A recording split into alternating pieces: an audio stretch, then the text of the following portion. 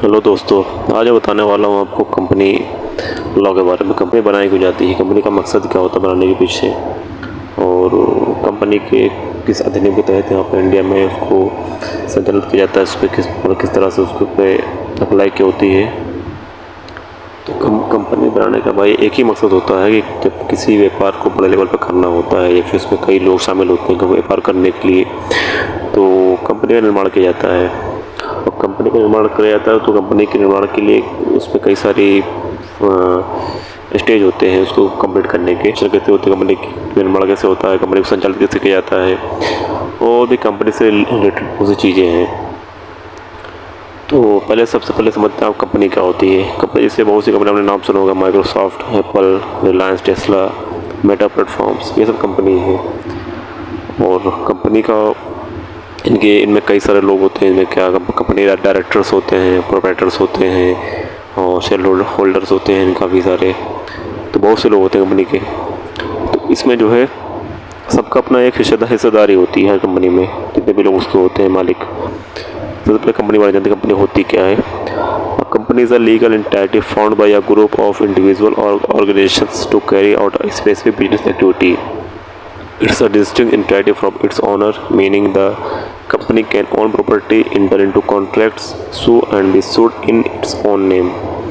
Company क्या होती है? Company is legal entity. Company legal entity होती है जो कि बनाई जाती है ग्रुप ऑफ इंडिविजुअल और organisations to carry out a specific business activity. किसी बिजनेस को करने के लिए एक कंपनी बनाई जाती है, जो बनाई जाती है लोगों द्वारा या फिर किसी संस्था के द्वारा। It's a distinct entity from its owners. ये बिल्कुल अलग अपने ऑनर से, कि मतलब क्या, कंपनी कैन ओन प्रॉपर्टी, जो कंपनी जो होती है वो किसी प्रॉपर्टी को ऑन कर सकती है, या किसी के साथ कॉन्ट्रैक्ट कर सकती है, या किसी पे मुकदमा कर सकती है, या उसके ऊपर कोई मुकदमा कर सकता है। इसके बारे में कई से ज्यूरिस्ट डेफिनेशन दी है, जिसमें सॉलोमन ने दी है डेफिनेशन की। A company is an artificial person created by law having separate legal existence from its member and possessing perpetual succession.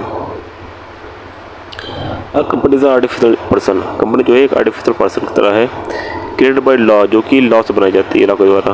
उसके पास कई सारे कम मेंबर्स होते हैं और कई सारे उसकी जो है परपेचुअल सक्सेशन होती हैं। लॉर्ड जस्टिस लिंडन ने कहा है, A company is an association of persons formed under the Companies Act having a common seal and a perpetual succession capable of suing and be sued in its own name and holding property. Company जो है एक association होते हैं लोगों का, जो कि बनाई जाती है कंपनी एक्ट के अंतर्गत। उसके पास एक कॉमन सील होती है एंड परपेचुअल सक्सेशन होती है, और वो जो है मुकदमा करने के लिए कैपेबल होती है, और उस पर जो है वो कोई प्रॉपर्टी होल्ड कर सकती है। तो कंपनी को जो डिफाइन किया गया वो है company under the companies act 2013 India में। इससे पहले कंपनी एक्ट 1956 था, उससे पहले 1866 था। इसके अंदर बताया गया था company act 2013 the primary legislation governing companies in India provides specific definition. Section 2 subsection 20 में बोला गया, company means a company incorporated under this act और under any previous company law.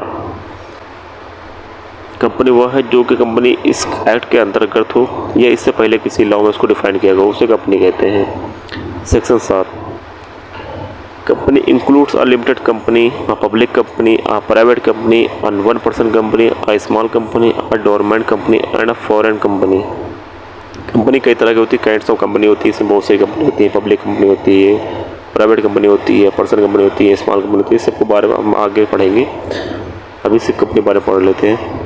The Companies Act 2013 in India provides a comprehensive legal framework for the formation, regulation, and winding up of companies.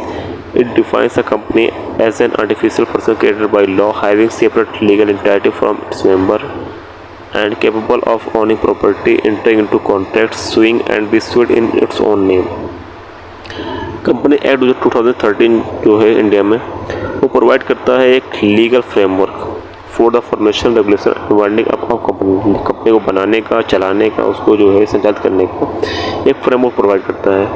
It defines a company as an artificial person created by law. ये define करता है, ये मतलब व्यक्त करता है कि company जो है एक आर्टिफिशियल पर्सन की तरह है, जो कि बनाई जाती है लॉ के द्वारा।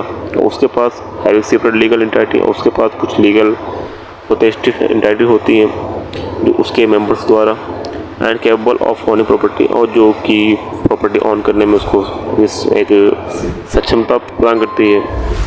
एंट्री इनटू कॉन्ट्रैक्ट्स, कॉन्ट्रैक्ट करने में उसको एक एबिलिटी प्रदान करती है। Swing and be sued in on name, मुकदमा करने या उसके ऊपर मुकदमा करने में वो एक उसके अंदर एक कुव्वत होती है, सक्षम होती है, एक क्षमता होती है। The companies act 2013 was enacted in India on 1 September 2013.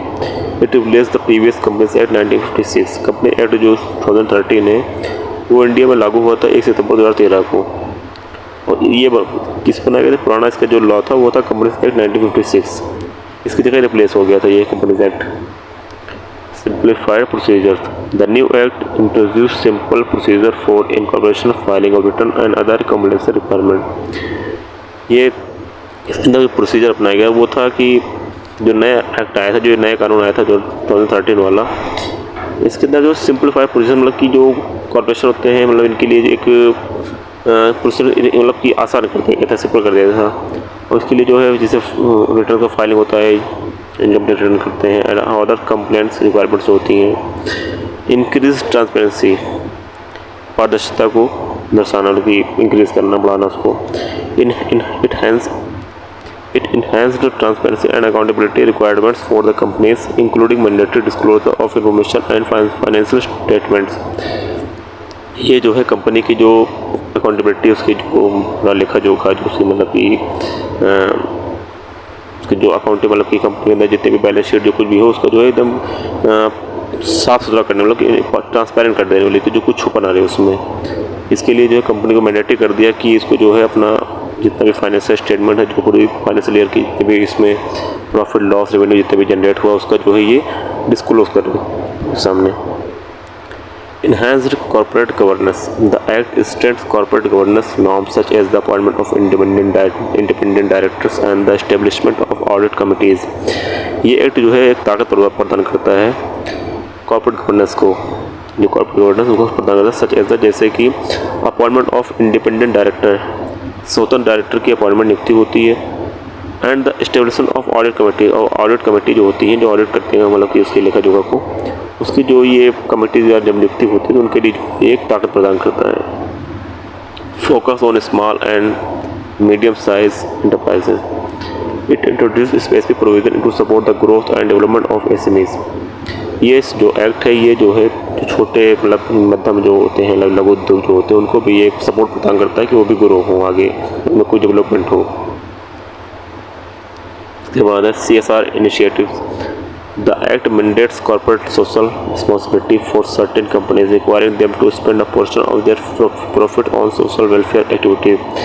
ये जो होती है जो एक्ट ये है कंपनी 2013, ये जो कंपनियां होती हैं उनको मतलब कि ये एक डिमांड करता है उनके लिए, मतलब कि उनसे एक रिक्वेस्ट करता है कि वो जो है अपना जो सोशल वेलफेयर उसमें कुछ खर्चा करें, उनका जो प्रॉफिट हो उसमें से प्रॉफिट से अपना कुछ पोर्शन इसमें भी खर्चा करें जाके, कि इससे समाज में कुछ योगदान दें।